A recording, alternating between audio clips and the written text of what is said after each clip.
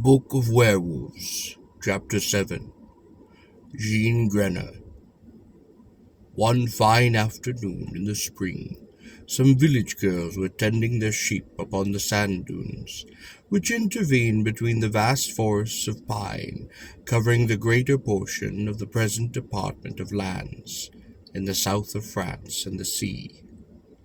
The brightness of the sky, the freshness of the air pumping up off the blue twinkle bay of Biscay, the home or song of the wind, as it made rich music among the pines, which stood like a green uplifted wave on the east, the beauty of the sandhills speckled with golden citrus, or patched with gentian blue, by the low-growing Gramille couche, the farm of the forest skirts, tinted variously with the foliage of cork trees, pines, acacia, the later in full bloom, a pile of rose-colored or snowy flowers, all conspired to fill the peasant maidens with joy, and to make their voices rise in song and laughter, which rung merrily over the hills, and through the dark avenues of the evergreen trees. Now a gorgeous butterfly attracted their attention, then a flight of quails skimming the surface. "Ah!" exclaimed Jacqueline Azun. "Ah, if I had my stilts and bats, I would strike the little birds down, and we should have a fine supper. Now, if they would fly already cooked into one's mouth, as they do in foreign parts," said another girl. "Have you got any new clothes for the St. Jean?" asked a third. "My mother has laid by to purchase me a smart cap with gold lace." "Oh, you will turn the head of Eton altogether, Annette," said Jean Gabrant. "But what is the matter with the sheep?" She asked because the sheep, which had been quietly browsing before her, on reaching a small depression in the dune, had started away, as though frightened at something. At the same time, one of the dogs began to growl and to show his fangs. The girls ran to the spot, and saw a little fall at the ground, in which, seated on a log of fir, was a boy of 13. The appearance of the lad was peculiar, for his hair was of a tawny red and thickly matted, falling all over his shoulders and completely covering his narrow brow. His small, pale grey eyes twinkled with an expression of horrible ferocity and cunning from deep, sunken hollows. The complexion was of a dark olive color. The teeth were both strong and white, and the canine teeth protruded over the lower lip from the mouth was closed. The boy's hands were large and powerful, the nails black and pointed like birds' talons. He was ill-clothed, and seemed to be in the most abject of poverty. The few garments he still had on him were in tatters, and through the rents the emaciation of his limbs was plainly visible. The girls stood around him, half frightened and much surprised. But the boy showed no symptoms of astonishment. His face relaxed into a ghastly leer, which showed the whole range of his glittering white fangs. "Well, my maidens," said he in a harsh voice, "which of you is the prettiest? I should like to know. Can you decide among you?" "And what do you want to know for?" asked Jean Gabrant, the eldest of the girls, age of 18, who took upon herself to be the spokesman for the rest. "Because I shall marry the prettiest," was the answer. "Ah," said Jean jokingly, "that is if she will have you, which is not very likely, as we none of us know you or anything about you." "I am the son of a priest," replied the boy curtly. "Is that why you look so dingy and black?" "No, I am dark-colored, because I wear wolfskin sometimes." "A wolfskin?" echoed the girl. "And pray, who gave it to you? one called Pierre Lebrun. There is no man of that name hereabouts. Where does he live?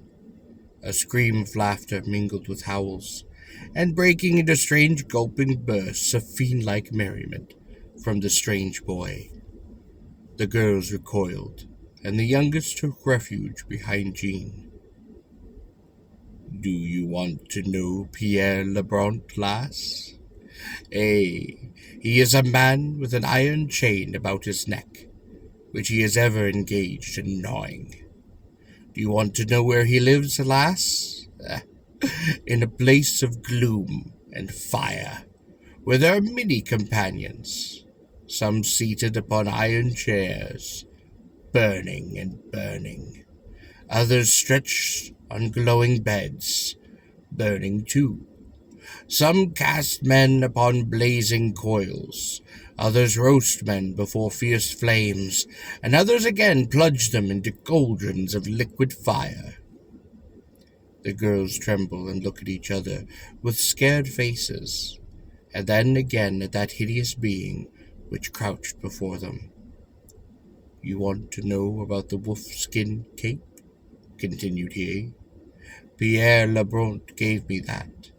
He wraps it around me, and every Monday, Friday, and Sunday, and for about an hour at dusk every other day. For I am a wolf, a werewolf. I have killed dogs and drank their blood, but little girls taste better. Their flesh is both tender and sweet, their blood both rich and warm. I have eaten many a maiden, as I have been on my raids together with my 9 companions. Yes, I am a werewolf. If the sun were to set, I would soon fall on one of you and make a meal of you. Again he burst into one of his frightful paroxysms of laughter, and the girls, unable to endure it any longer, fled with precipitation.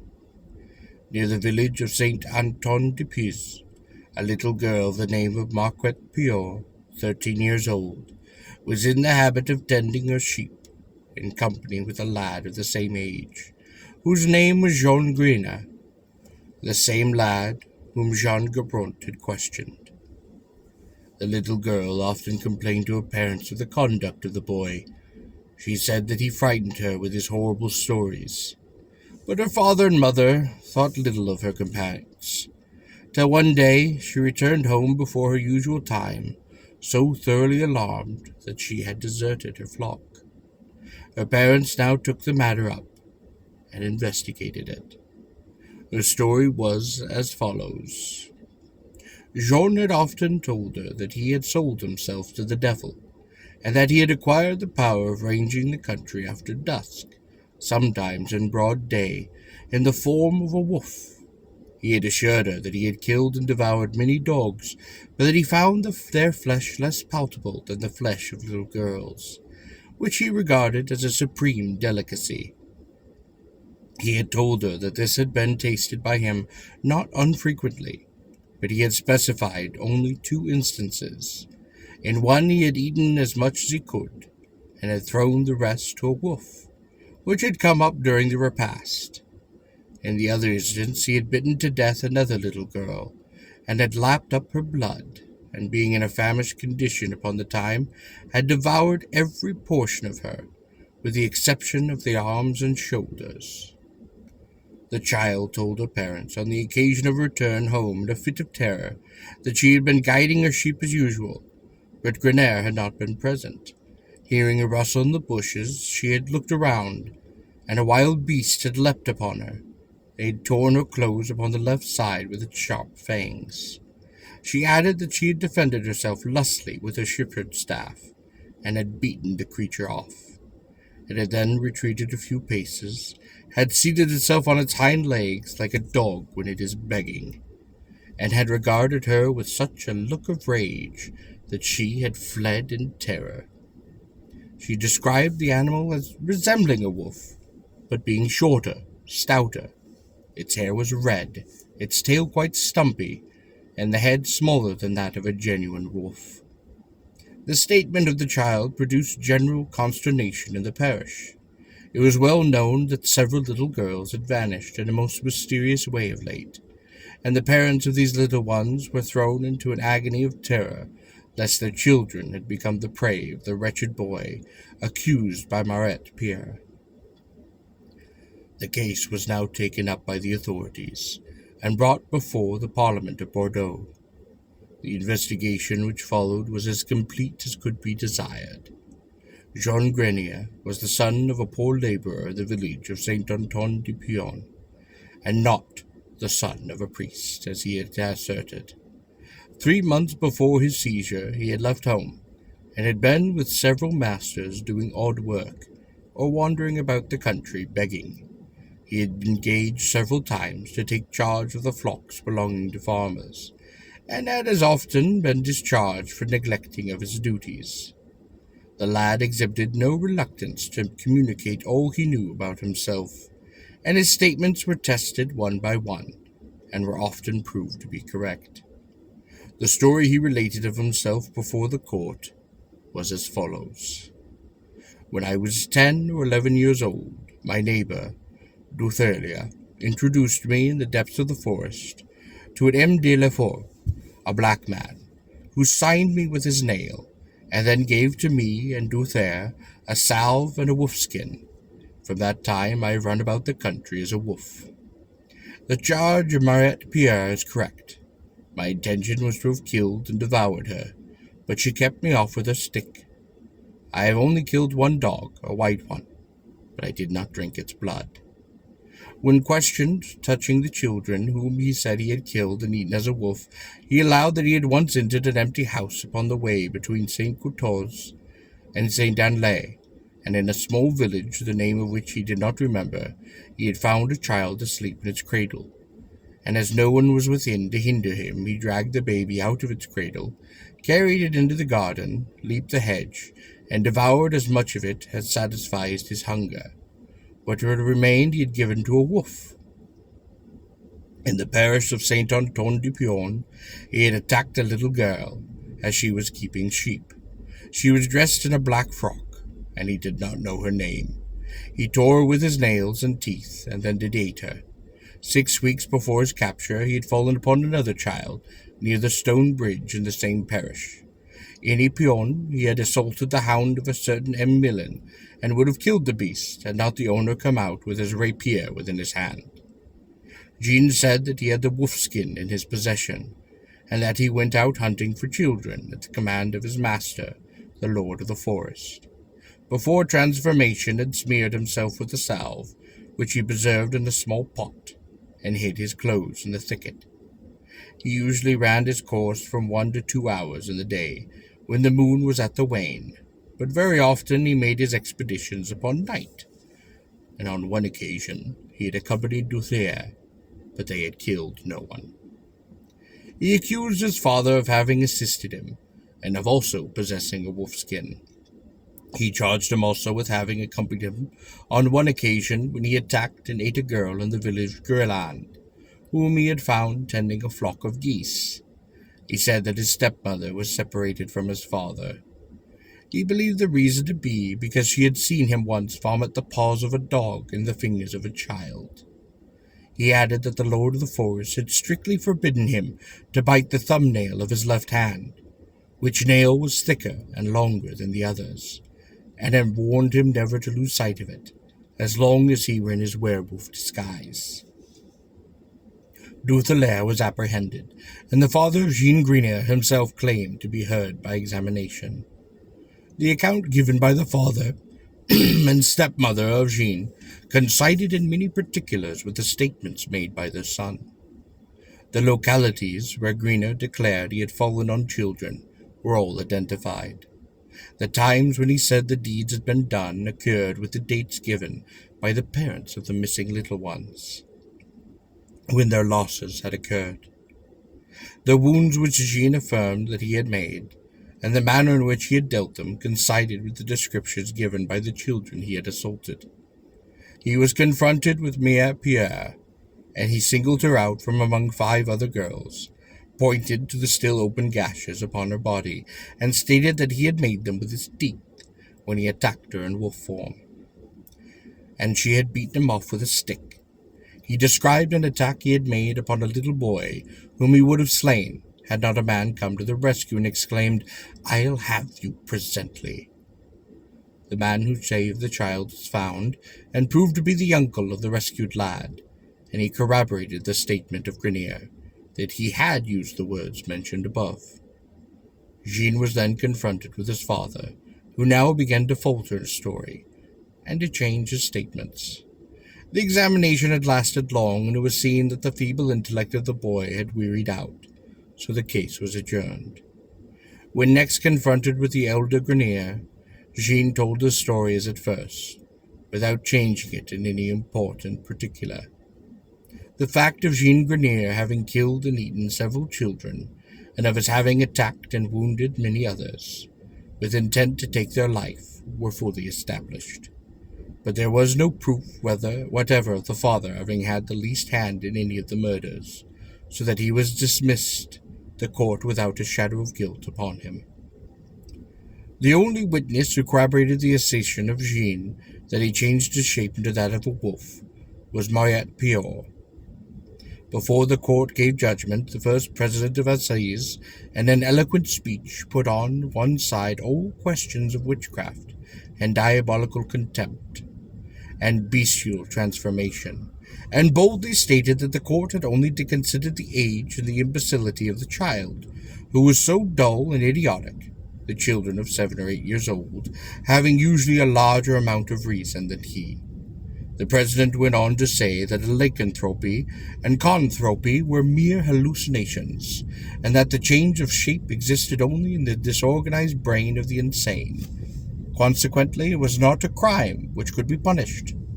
The tender age of the boy must be taken into consideration, and the utter neglect of the education and moral development. The court sentenced Grenier to perpetual imprisonment within the walls of a monastery at Bordeaux, where he might be instructed in his Christian and moral obligations, but any attempt to escape would be punished with his death. A pleasant companion for the monks, a promising pupil for them to instruct. No sooner was he admitted into the precinct of that religious house than he ran frantically about the cloister and gardens upon all fours, and finding a heap of bloody and raw offal, fell upon it and devoured it in an incredibly short space of time. De Lancre visited him 7 years after, and found him diminutive in stature, shy, and unwilling to look anyone in the face. His eyes were deep-set and quite restless, his teeth were quite long and protruding, his nails black, and in places worn away, his mind was completely barren. He seemed unable to comprehend the smallest things. He related a story to De Lancre, and told him how he had run about formerly in the woods as a wolf, and he had said that he still felt a craving for that raw flesh, especially for that of little girls, which he said was so delicious. He added that he had but for his confinement, it would not be long before he tasted it again. He said that the Lord of the Forest had visited him twice within his prison, but that he had driven him off with the sign of the cross. The account he then gave of his murders coincided exactly with what he had come out upon his trial, and inside this, his story of the compact he had made with the Black One, and the manner in which his transformation was effected, also coincided with his former statements. He died at the age of 20, after imprisonment of 7 years, shortly after De Lancre's visit. In the 2 cases of Rollet and Grenier, the courts referred the whole matter of lycanthropy, or animal transformation, to its true and legitimate cause, an aberration of the brain. From this time medical men seem to have regarded it as a form of mental malady to be brought under their treatment, rather than as a crime to be punished by law. But it is very fearful to contemplate that there may still exist persons in the world with a morbid craving for human blood, which is ready to impel them to commit the most horrible atrocities, should they escape the vigilance of their guards, or break the bars of the madhouse which restrains them.